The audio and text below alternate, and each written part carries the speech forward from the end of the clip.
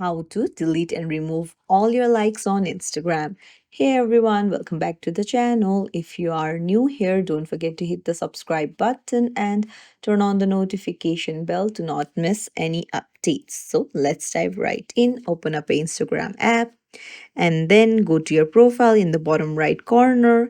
Go to the three lines in the top right, and you need to head over to your activity and tap on likes. Now here you'll find all of your liked photos and videos. Just tap on select in the top right.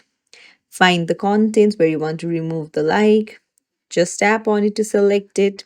And you can see unlike at the bottom, just tap on unlike. And like this, you can remove likes on your Instagram. It's as simple as that.